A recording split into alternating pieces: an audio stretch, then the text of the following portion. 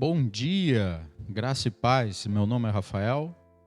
Hoje estarei trazendo a palavra em 1 Coríntios, onde a introdução foi no domingo passado pelo pastor Jefferson. Então hoje estarei iniciando o capítulo 1, onde a gente vai falar um pouquinho do que se trata este livro, o que ele tem para nos dizer, o que ele tem para nos ensinar.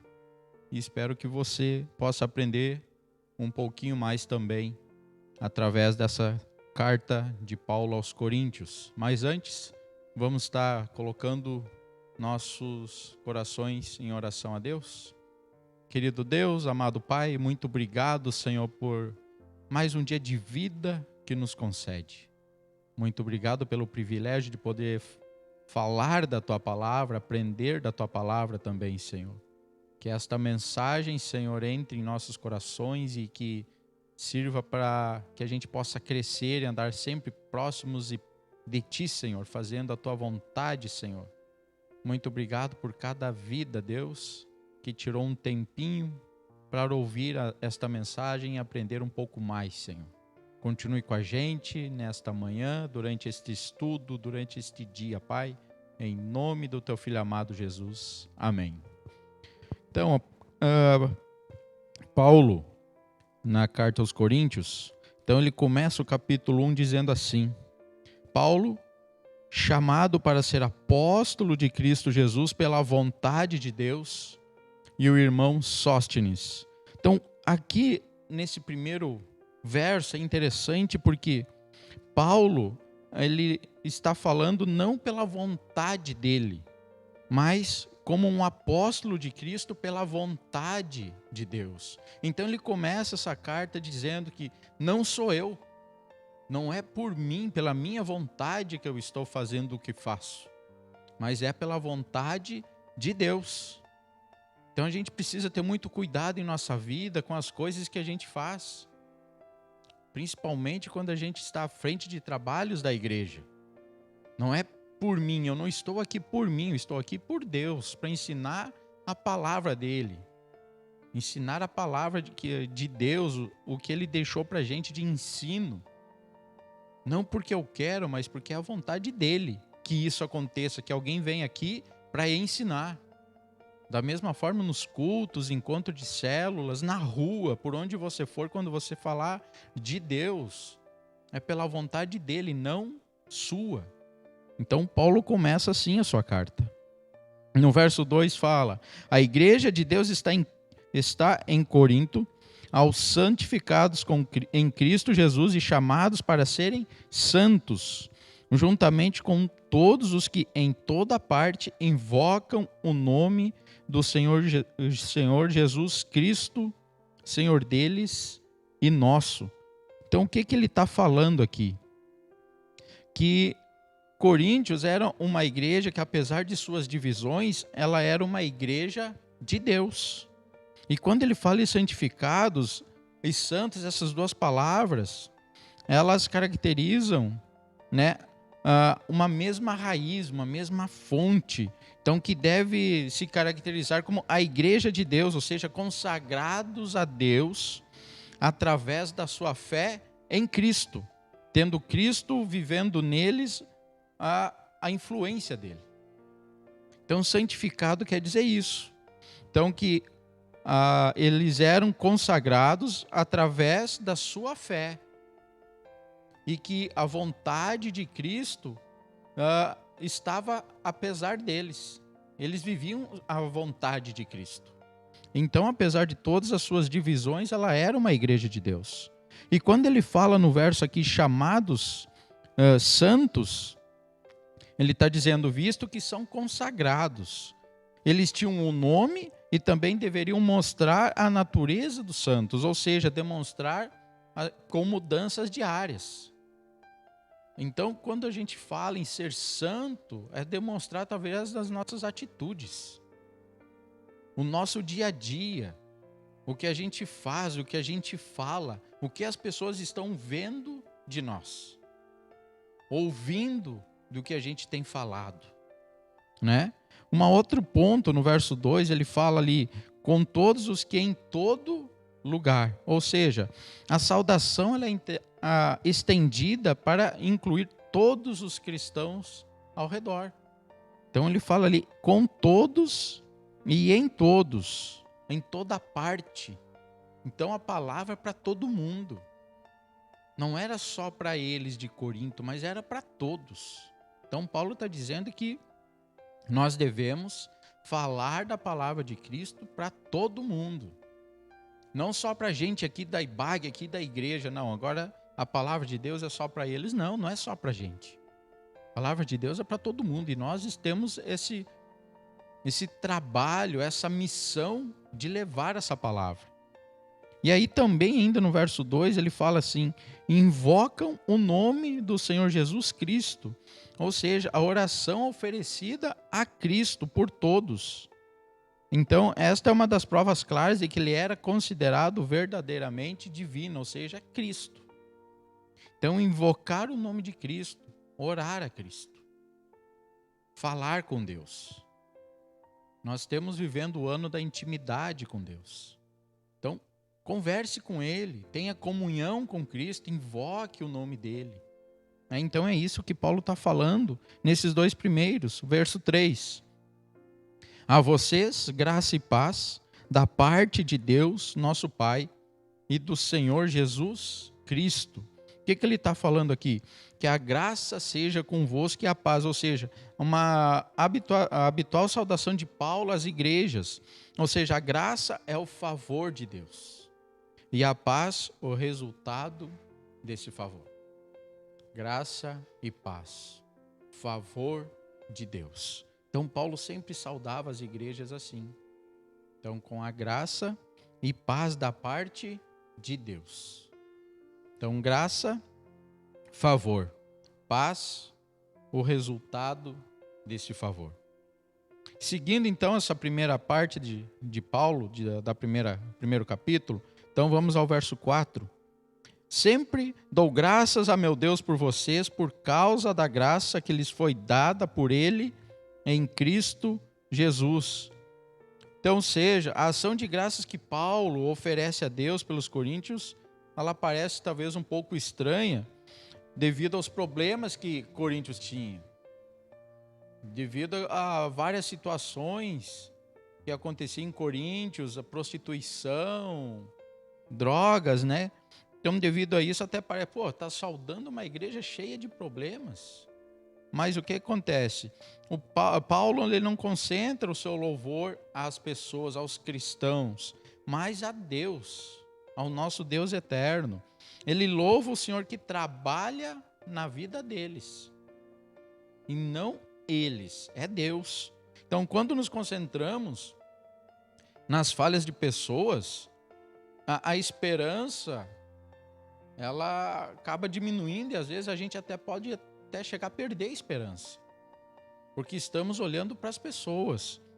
Outra coisa também é a questão de desânimo. Tu vai olhar às vezes para a pessoa, vê uma pessoa desanimada, você às vezes não sabe o motivo, ou ela está um pouco afastada de Deus, ou nem conhece Deus, e aquele desânimo dela, se você estiver fraco, pode te desanimar também, te deixar triste, te deixar sem ânimo.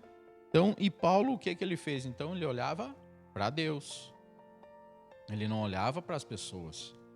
Então, quando nos concentramos no Senhor, até momentos mais sombrios podem ser cheios de louvor.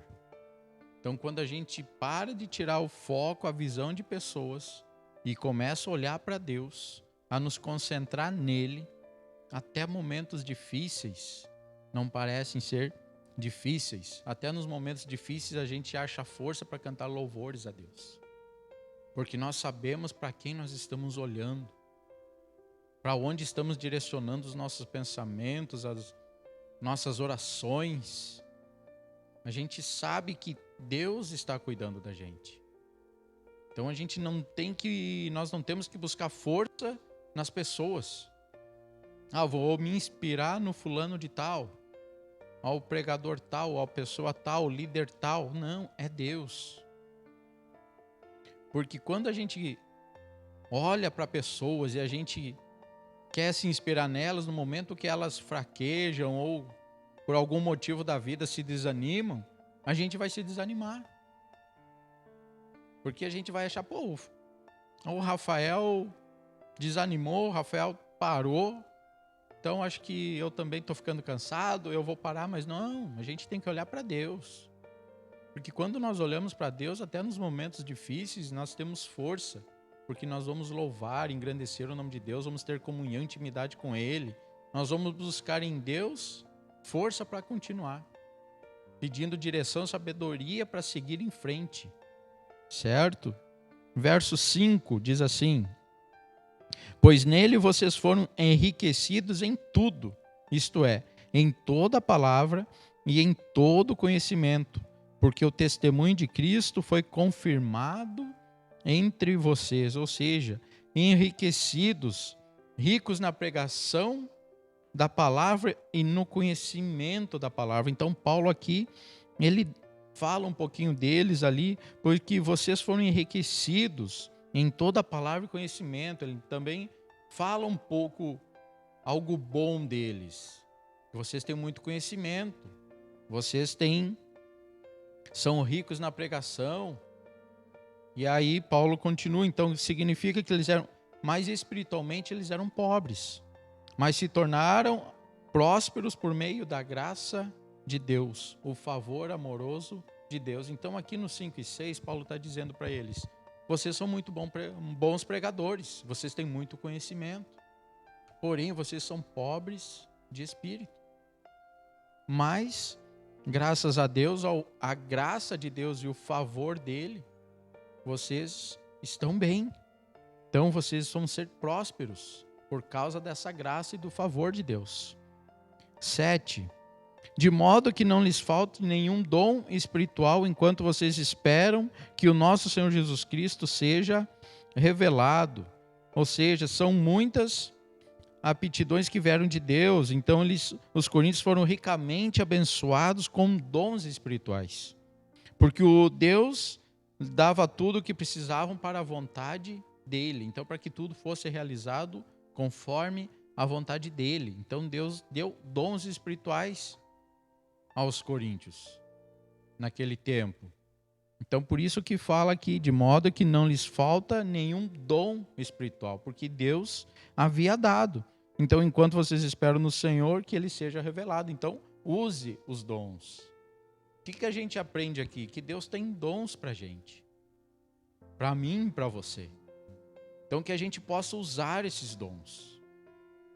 Seja da oração, seja da pregação, seja de um ensino, liderança, cura. Mas para você saber do seu dom, tenha intimidade com Deus e converse com Ele. Peça para Deus, Senhor, qual é o dom que eu tenho? Me ajuda a encontrar, me ajuda a entender, para que eu possa ser usado no Teu reino, para que eu possa pregar a Tua palavra. Que eu não viva apenas de conhecimento, como estava no verso 5 e 6, que eu não seja pobre de espírito, mas que eu seja rico em espírito. E não viva apenas de conhecimento. Quantas pessoas leem muito livro, muita sabedoria, mas são pobres de espírito, têm muito conhecimento. Pregam, falam muito bem, sabem se expressar muito bem, inclusive muito melhor do que eu. Mas e como vai o espírito? Então converse com Deus, tenha intimidade com Ele, peça direção para Deus. Verso 8.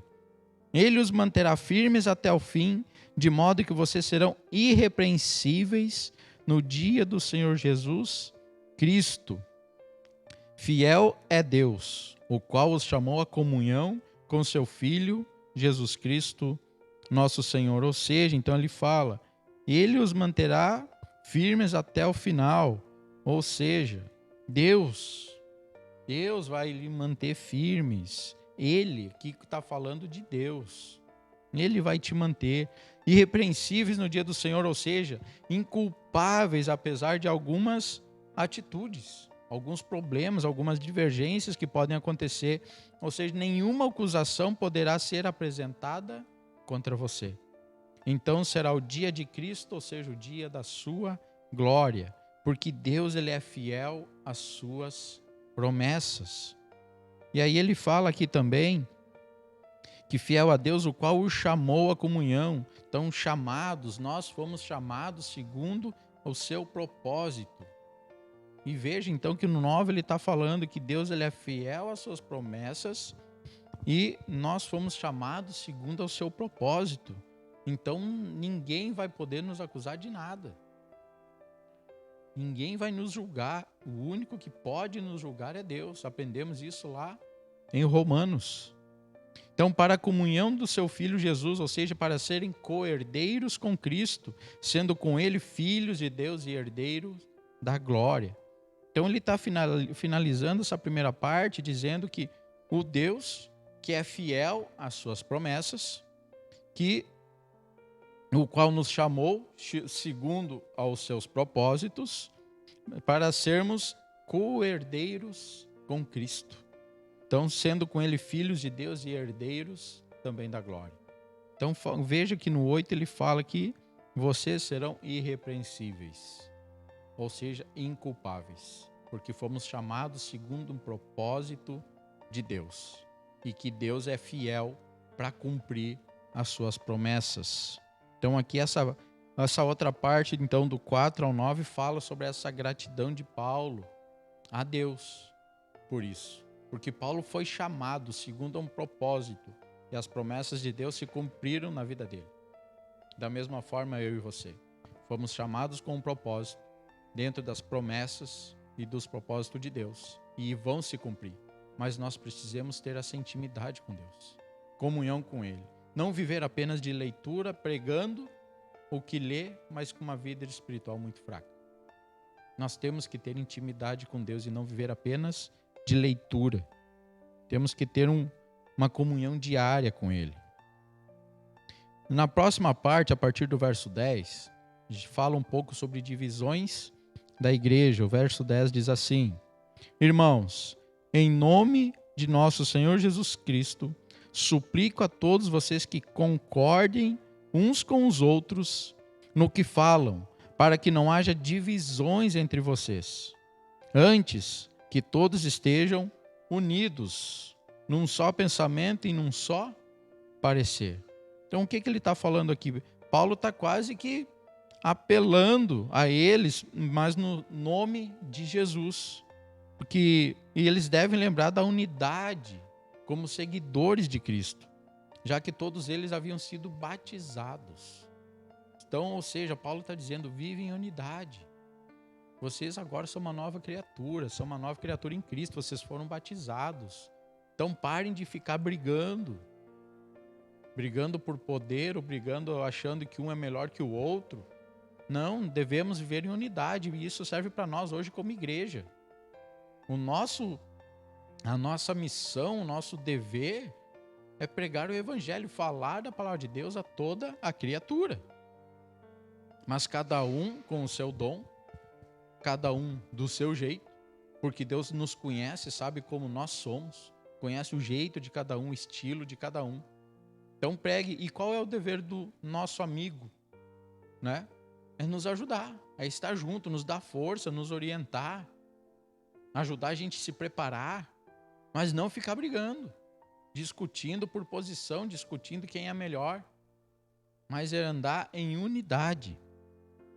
Então ali, ou seja, concordem que Cristo é o único líder de vocês. Isso também a gente aprende aqui no verso 10. O único líder é Cristo. Não é fulano A ou fulano B. Só Cristo ele é o líder e nós somos seus seguidores. E devemos andar em unidade.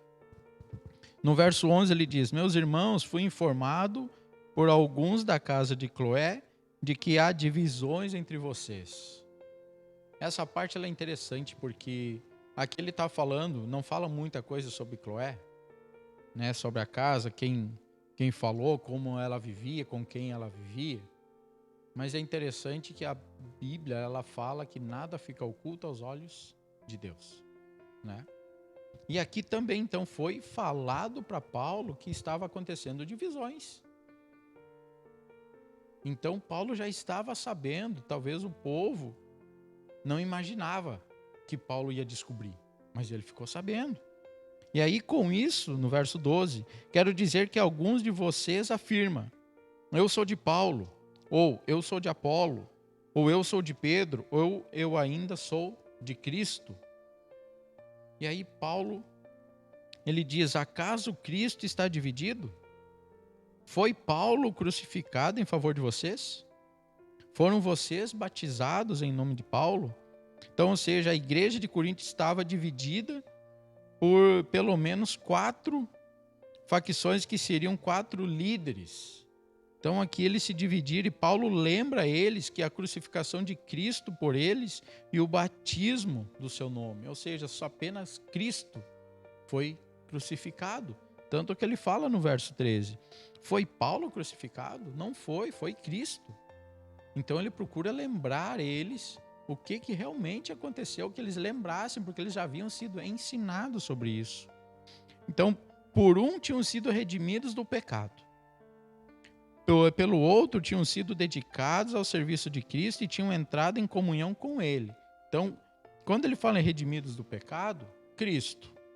E pelo outro que tinham sido dedicados ao serviço de Cristo e tinham entrado em comunhão com Ele, através de Paulo, então com Ele, então eles poderiam colocar outros lado a lado com o Senhor Cristo crucificado? Não.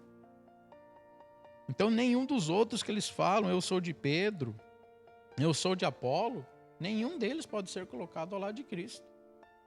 É apenas Cristo. No verso 14 ele diz assim: dou graças a Deus por não ter batizado nenhum de vocês, exceto Crispo e Gaio. Vejo que isso tudo, essa divisão, e eles escolhendo líderes, Paulo, pela sabedoria que Deus deu a ele lembrou, né? Graças, porque ele não havia batizado eles.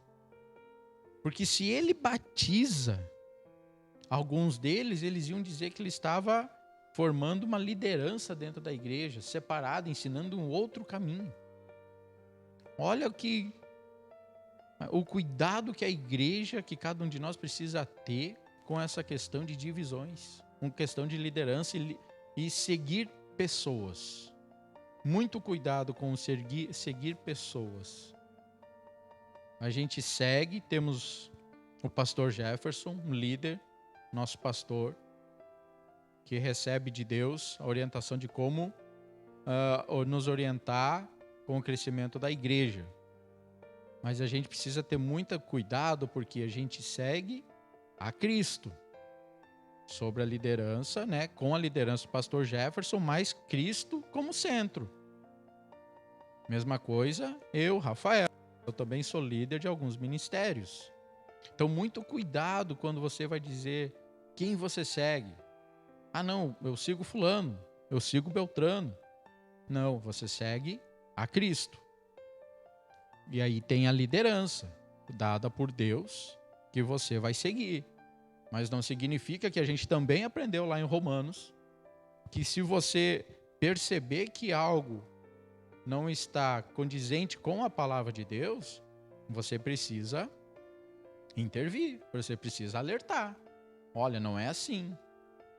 Então a gente precisa ter muito cuidado com essa questão de igreja começar a se dividir, porque eu prefiro fulano, eu prefiro ciclano. Não pode, isso não pode acontecer.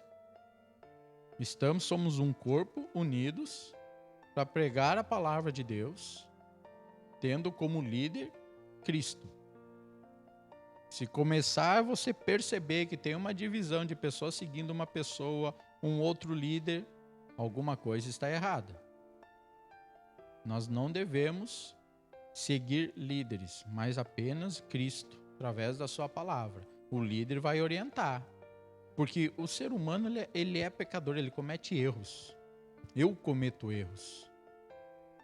Em algum momento eu vou fazer alguma coisa sem querer e vou te desanimar. Vou te deixar triste. Talvez por uma coisa inconsciente, eu nem percebi que aconteceu. E você vai olhar, poxa, o Rafael fez aquilo. Então, muito cuidado com isso e se perceber isso, muita atenção com esse tipo de coisa. Infelizmente, muitas igrejas por aí, elas se dividem porque as pessoas pararam de seguir a Cristo para seguir pessoas. E isso é muito ruim. É muito ruim porque pessoas vendo isso se afastam de Deus. Porque acham que as igrejas é só para seguir pessoas e a palavra de Deus fica em segundo plano. Então, muita atenção. E aqui outro ponto, ele fala no verso 14, que ele batizou apenas Crispo e Gaio. Crispo era o chefe da sinagoga. Isso está lá em Atos 18:8 também. E Gaio era um hospedeiro, né, de Paulo e da igreja. Então, há uma evidente importância da posição destes dois e que eles tenham sido os primeiros convertidos pôde explicar o fato do apóstolo incomumente ter os batizado. Então, eles foram os primeiros. Então, Paulo batizou eles, mas esse não era o trabalho dele. E é aí que ele agradece a Deus por não ter batizado os outros. Que olha a responsabilidade. Já tinha divisão sem ele batizar. Imagina se ele batiza. Verso 15. De modo que ninguém pode dizer que foi batizado em meu nome. Batizei também os da casa de Estéfanas, além destes, não me lembro de se batizei mais alguém. Então aqui ele fala de Estéfanas, que agora estava com Paulo. Ele tinha sido o primeiro corinto convertido. As únicas pessoas que Paulo batizou. Verso 17. Pois Cristo não me enviou para batizar, mas para pregar o evangelho, não porém com palavras de sabedoria humana, para que a cruz de Cristo não seja esvaziada.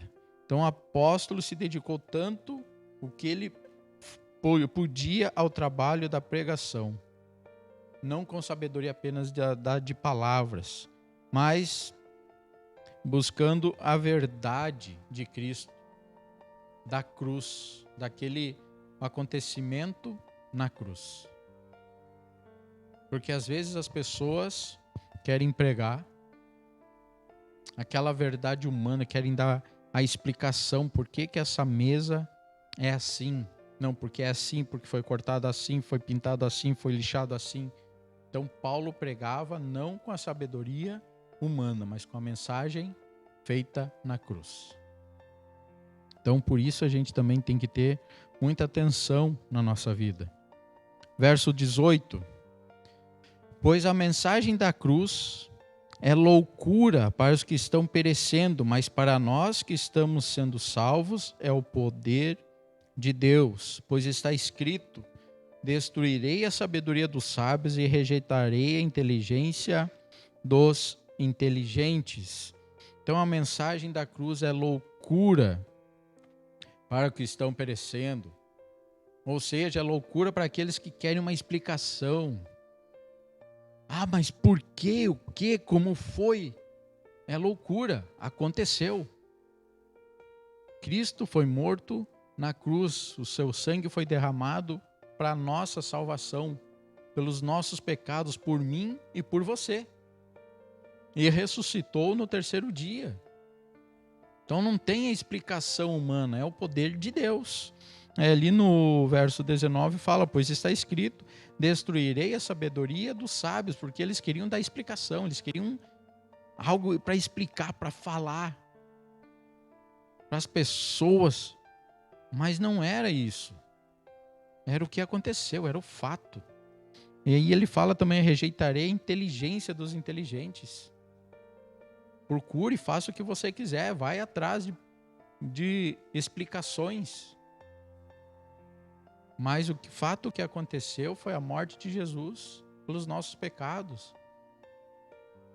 Verso 20. Onde está o sábio? Onde está o erudito? Onde está o questionador desta era? Acaso não tornou Deus louca a sabedoria do mundo?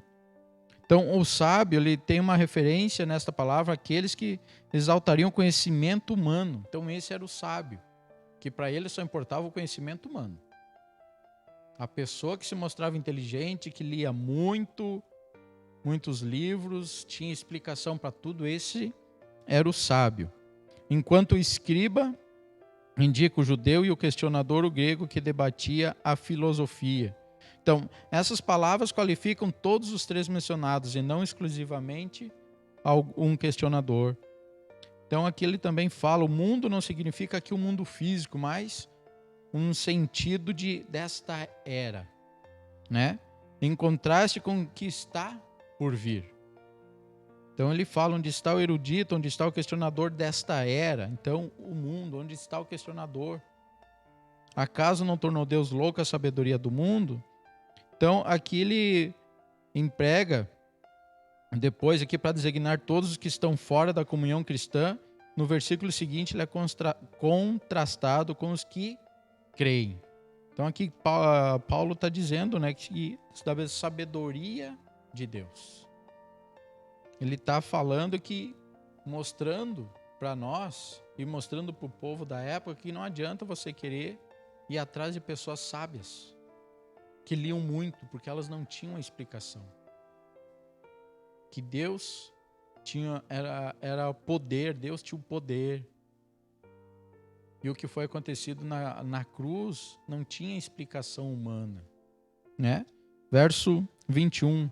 Visto que na sabedoria de Deus o mundo não o conheceu por meio da sabedoria humana, agradou a Deus salvar aqueles que creem por meio da loucura da pregação. E aqui é muito interessante, porque agradou a Deus salvar aqueles que creem por meio da pregação. Ou seja, Deus se agradou daqueles que creram por ouvir. Aqueles que escutam a palavra de Deus, que ouvem a mensagem, abrem o seu coração, deixem a mensagem entrar nos seus corações e creem, acreditam em Deus. Enquanto outros ouvem a história, mas para eles não basta. Tem que ter uma explicação. Tem que ter algo escrito, algo que alguém que prove o que aconteceu, mas não. Deus se agrada daqueles que creem de ouvir. Hoje nós não temos como acontecer de novo de Cristo ser crucificado na nossa frente. Nós temos a história. Nós temos a palavra de Deus. O que a palavra nos deixou, nos ensina o que aconteceu. E Deus se agrada da nossa vida porque a gente acredita por ouvir a pregação. Por isso que Paulo, o chamado dele era da pregação. Assim como outros têm o seu chamado, e as pessoas vão passar a crer em Deus através da minha e da sua vida, do que elas vão ver. Não da sabedoria, do livro, de quantos livros você leu para ter uma explicação. Verso 22. Os judeus pedem sinais milagrosos e os gregos procuram sabedoria.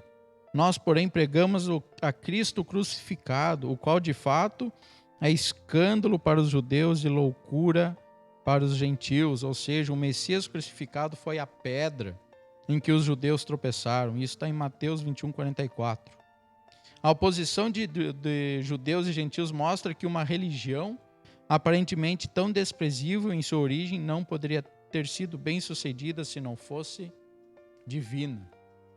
Então, como a gente aprendeu um pouquinho na introdução, Coríntios era um lugar que não se imaginava que se daria para pregar o evangelho. E Paulo diz, não, eu vou. Então, quando eles começam a ouvir isso e entender, aprender essa mensagem, essa palavra de Paulo, as coisas começam a ficar mais claras, tanto que eles falam que não poderia, a sua origem não poderia ter sido bem sucedida se não fosse divina, se não fosse Deus, usando Paulo naquele lugar. Se não adiantasse Paulo chegar lá sem a sabedoria de Deus, apenas com a sabedoria humana, implantar uma igreja, ele não ia conseguir. Porque lá já havia muitos sábios naquela época. Então, para criar uma igreja, uma nova religião, para poder pregar o evangelho de Deus, só conseguiria com uma sabedoria divina. dada por Deus. E Paulo era escolhido de Deus. Então Paulo ouviu sobre Deus, acreditou em Deus e pregou a palavra de Deus. E só assim, pelo poder de Deus, as pessoas começaram a crer na palavra e seguir a Paulo, seguir a Cristo. Verso 24. Mas para os que foram chamados, tanto judeus como gregos, Cristo é o poder de Deus e a sabedoria de Deus. Então aqui ele fala que Cristo é o poder de Deus e a sabedoria de Deus. Então ele é o poder, porque ele capacita o pecador para vencer o seu pecado, e a sabedoria de Deus, porque ele revela a mente de Deus, o caminho da salvação. Então, por que o poder? Porque ele capacita o pecador a vencer o seu pecado, capacita eu e você para vencer a nossa vida ímpia, a nossa vida mundana, a nossa vida de pecado, aquele que viveu do mundo.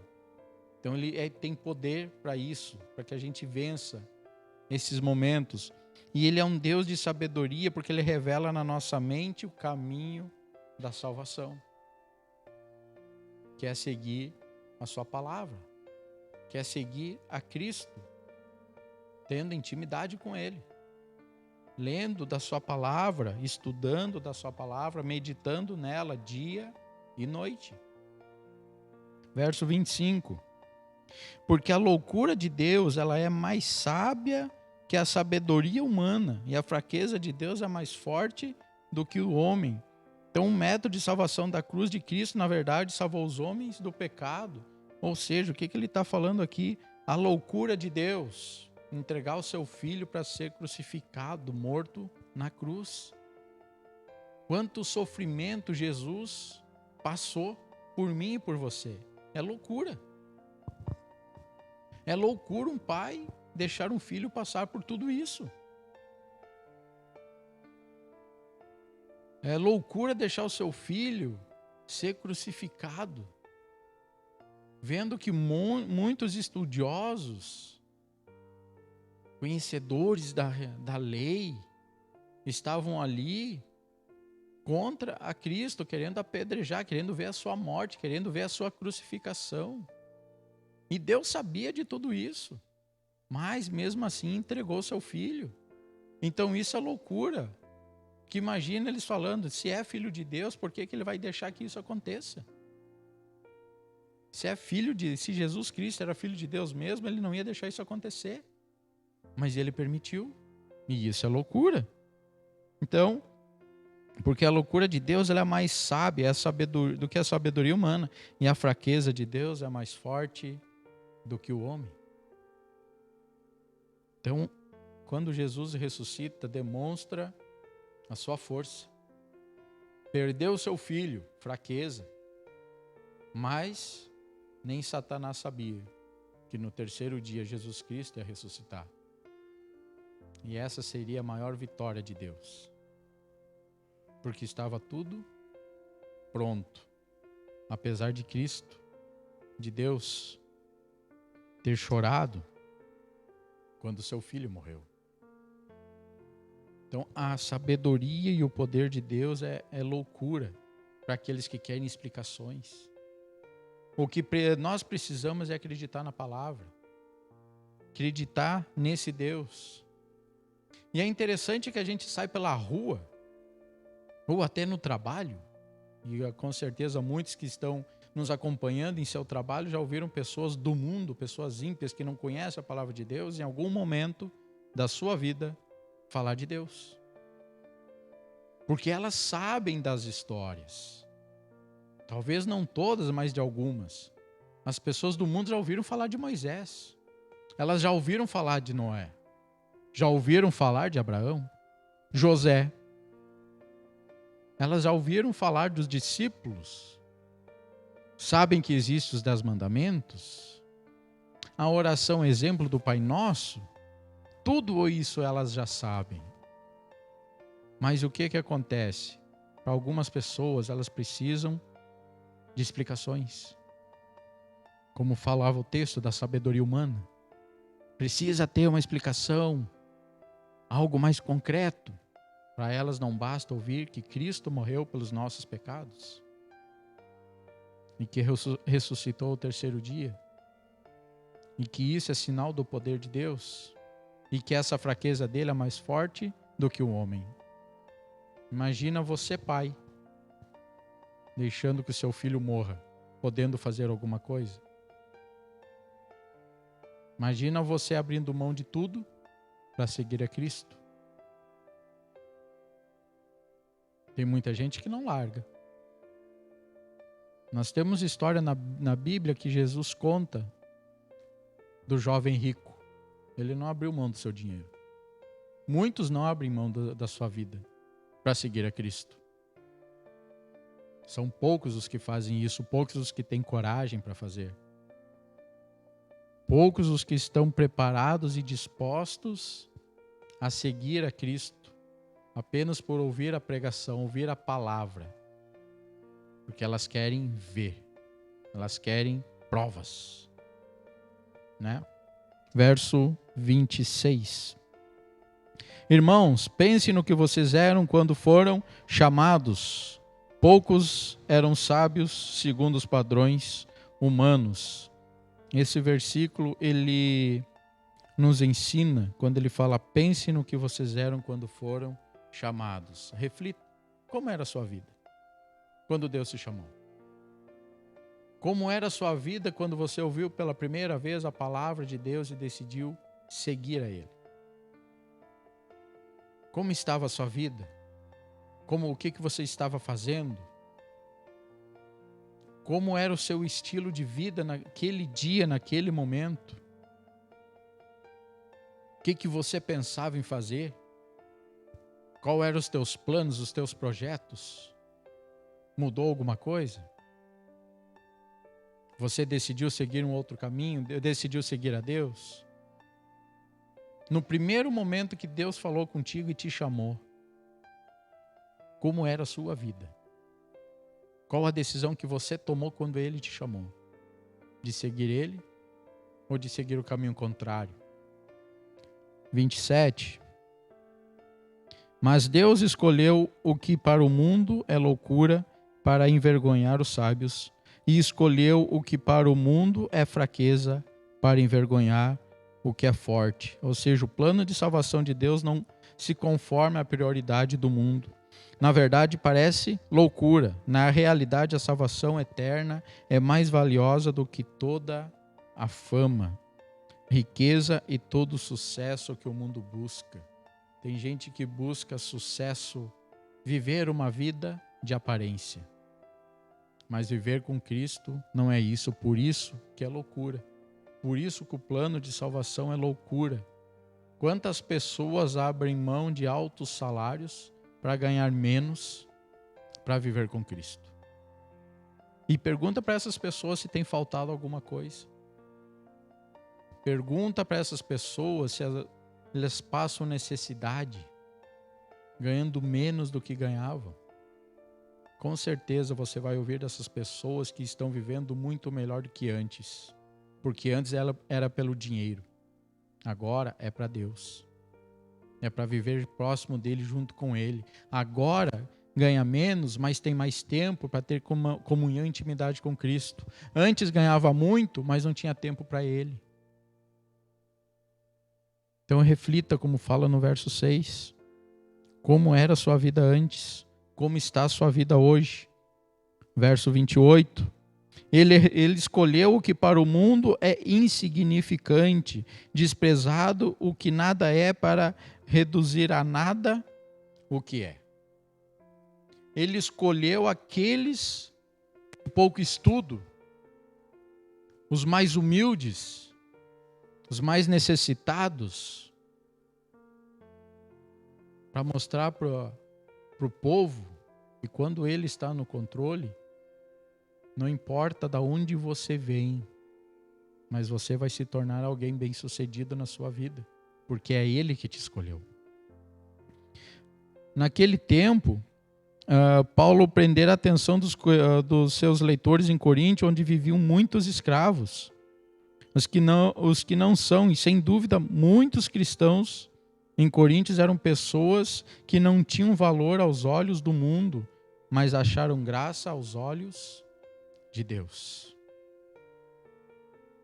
Então não pense que todos aqueles que você vê seguindo a Cristo são pessoas bem-sucedidas, de muitas posses. Porque para Deus não vale nada disso. Que Deus vale é o seu coração. É o teu coração e o desejo no seu coração de seguir a Cristo, de pregar o Evangelho, de ser usado por Ele para levar a palavra dEle a toda criatura, a todo lugar por onde Ele te mandar. E para todo mundo que Ele colocar na sua frente. Não importa se você é uma pessoa que sabe se expressar bem, falar muito bem. Não importa é o seu coração. Porque Ele conhece você. Então não se preocupe se você tem muito. Mas se preocupe em seguir a Cristo. Porque Ele vai te orientar, Ele vai te dar sabedoria. Porque Ele vai andar com você. Verso 29. A fim de que ninguém se vanglorie diante dele. E porém, por iniciativa dele, que vocês estão em Cristo Jesus, o qual se tornou sabedoria de Deus para nós. Isto é, justiça, santidade, redenção, para que, como está escrito, quem se gloriar, glorie-se no Senhor. Então, Deus usa o que é considerado louco e desprezível neste mundo para revelar a sua verdade, para que ninguém se glorie de si só, mas se glorie dele. Porque se ele pegar só quem é estudado, formado, pessoas de muita posse, em algum momento elas vão começar, eu sou pregador porque eu falo bem. Eu falo da palavra do Evangelho no púlpito porque eu tenho muito estudo. Eu estou na liderança da igreja porque eu tenho dinheiro. Mas não é isso que Deus quer. Deus quer os humildes de coração. Por isso Ele escolheu os menores. Porque eles não tinham do que se gloriar, mas se gloriar nele.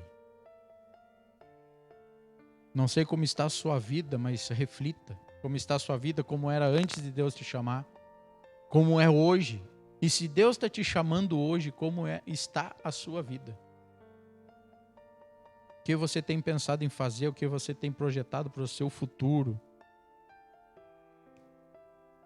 Deus enviou seu filho para se tornar um carpinteiro humilde e morrer em uma cruz de madeira mais desprezível. A vida e a morte de Jesus revelam Deus e sua sabedoria. Uma vez que Cristo não somente transmite sabedoria, mas também justiça.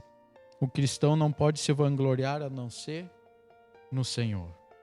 Então, quem se gloriar, glorie-se no Senhor. Então, Paulo, nessa primeira parte, então ele fala da sua igreja, santidade, graça, favor merecido, favor de Deus para a nossa vida. Então, ele fala sobre conhecimento da palavra, sobre ensino, mas também fala sobre a vida espiritual pobre. Então, cuide da sua vida, não procure ter muito conhecimento, viver só de leituras, mas a sua vida espiritual estar pobre. Reflita sobre isso. Paulo fala da divisão da igreja. Não fique seguindo pessoas, siga a Cristo. Porque as pessoas são falhas, as pessoas erram, mas Cristo nunca vai errar com você. E fala também do poder e sabedoria de Deus, que é loucura para os homens. Loucura deixar o seu filho morrer numa cruz. Mas sábio porque ele sabia que no terceiro dia Jesus ia ressuscitar. Nossos pecados ficaram na cruz, por isso somos salvos. Creia nisso, creia na palavra de Deus. Decida hoje seguir a Cristo como o único e suficiente Salvador de sua vida. E cuidado quando você chegar a um patamar maior. Não se vangloriar de si mesmo, mas glorie-se sempre no Senhor. Porque é Ele que tem te sustentado e tem te dado. Vamos orar? Querido Deus e amado Pai, muito obrigado, Senhor, por mais esta oportunidade de falar da Tua palavra. Muito obrigado, Senhor, por cada vida que acompanhou essa live ou que vai assistir ainda. Que seus corações sejam transformados, que o Senhor faça morada em seus corações. Guie-nos, Senhor, em Teus caminhos todo dia, a todo instante, para que possamos fazer apenas a Tua vontade. Nos ensina, Senhor, a pregar o Teu Evangelho, a ensinar o Teu Evangelho a todos aqueles que o Senhor colocar em nossos caminhos, em nossa frente, que possamos ser usados por Ti, Senhor. Cuide de nossas famílias, cuide de nossa saúde, o nosso sustento, Senhor, com Sua mão poderosa. Muito obrigado mais uma vez por esta manhã abençoada, Senhor, e continue com a gente no restante do dia, nos dias que estão por vir, Pai. Muito obrigado, Senhor, em nome do Teu Filho amado Jesus. Amém.